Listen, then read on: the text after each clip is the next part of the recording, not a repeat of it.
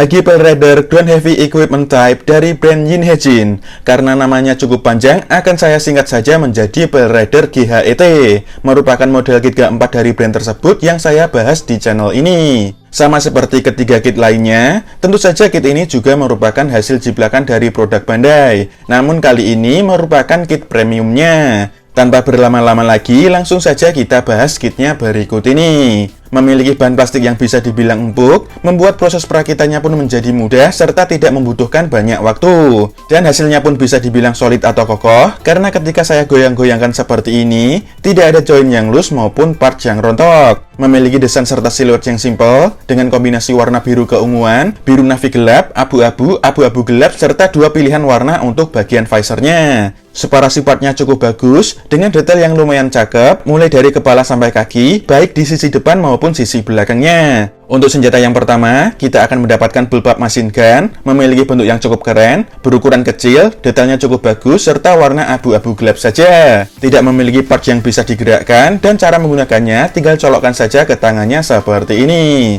Lalu senjata yang kedua adalah Spike Shield, memiliki bentuk yang keren, detailnya juga lumayan bagus, serta kombinasi warna biru navy gelap dan abu-abu gelap. Sayangnya, memiliki warna yang tidak akurat, terutama warna putih yang harus menggunakan stiker. Bagian spike-nya ini bisa dikeluarkan, bisa juga dikembalikan lagi. Lalu bagian konektornya bisa diputar 360 derajat, dan cara menggunakannya tinggal kita pasangkan saja ke lengan bawahnya. Kemudian senjata yang ketiga adalah beam saber, tersimpan di kedua side-skirtnya, dan beginilah cara mengambilnya. Memiliki bentuk pipa berwarna biru keunguan, disertai juga dengan dua buah efek yang cara pasangnya seperti ini. Dan cara menggunakannya tinggal kita colokkan saja ke genggaman tangannya. Lalu senjata yang keempat adalah cannon, memiliki bentuk yang keren, detailnya juga sangat bagus, serta memiliki warna biru navy gelap dan abu-abu gelap. Bagian handle-nya bisa dilipat dan bisa dibuka kembali. Lalu bagian barrel-nya bisa dicopot, kemudian dipasangkan seperti ini untuk mode lipatnya. Disertai dengan pengunci yang berwarna biru navy gelap, yang cara pasangnya kurang lebih seperti ini.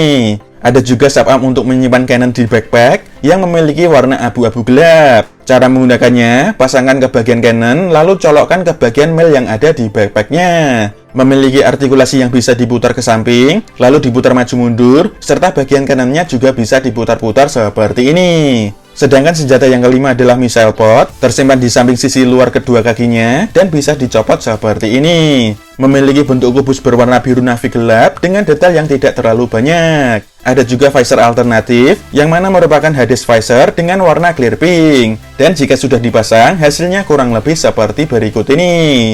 Sedangkan untuk aksesorisnya, hanya ada action base saja, yang mana seperti action base milik Hagi Gundam Amazing Exia, maupun Hagi Cherudim Gundam Saga Tab GBF dari brand yang sama. Tentu saja memiliki warna clear bening serta penyangga yang panjang. Tidak ketinggalan, kit ini juga disertai dengan foil stiker yang isinya cukup banyak dan tidak ada yang saya pasang. Untuk ukurannya, kit ini memiliki tinggi sekitar 13 cm sampai bagian kepalanya. Dan berikut ini adalah perbandingan dengan entry grade RX-782 Gundam buatan Bandai, serta entry grade Nu Gundam yang juga buatan Bandai. Di sini, terlihat bahwa Pale Rider memiliki tinggi yang sama dengan RX-782 Gundam, dan jauh lebih pendek dari Nu Gundam. Untuk artikulasinya, bagian kepala bisa mengangguk-angguk, kemudian bisa miring kanan-kiri, serta bisa diputar 360 derajat kurang lebih seperti ini. Tangannya bisa diangkat ke samping sejauh ini, bisa dibilang cukup bagus, bahunya bisa digerakkan ke belakang, sesuatu yang jarang ada di kit lain, serta bisa juga diputar 360 derajat kurang lebih seperti ini. Lengan atasnya bisa diputar 360 derajat, sikunya bisa ditekuk hampir rapat, serta pergelangan tangannya bisa digerakkan secara bebas, dan bisa diputar 360 derajat juga.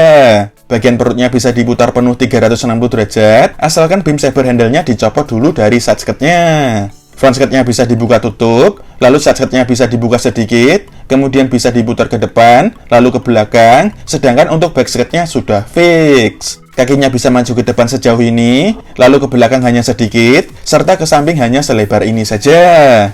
Selangkangannya bisa jungkat-jungkit maju mundur, pangkal pahanya bisa diputar 360 derajat, serta lututnya bisa ditekuk hingga rapat. Pergelangan kaki bagian atas bisa digerakkan maju mundur, lalu kanan kiri juga bisa, serta bisa diputar 360 derajat. Telapak kakinya bisa maju mundur, lalu miring kanan kiri, serta bisa diputar 360 derajat juga.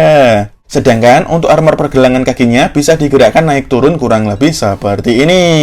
Untuk kesimpulannya, menurut saya kit HG Pale Rider GHET buatan brand Yin He-jin ini cukup memuaskan, memiliki bahan plastik yang cukup empuk, membuat proses rakitnya menjadi mudah dan cepat, serta hasil yang bisa dibilang solid atau kokoh. Untuk aksesoris tambahannya hanya ada action base saja, dan seperti ketiga kit Yin He-jin yang sebelumnya, kit ini juga tidak disertai dengan water slide decal. Dan dari 4 model kit brand Yin He-jin yang sudah saya rakit, bisa dibilang kit ini yang paling recommended untuk dibeli, dirakit, maupun dikoleksi. Tentu saja, kit ini masih cukup mudah ditemukan, dengan bandrol harga di kisaran 130 ribuan. Dan untuk video reviewnya kurang lebih seperti itu saja, kita akan ketemu lagi di video yang selanjutnya.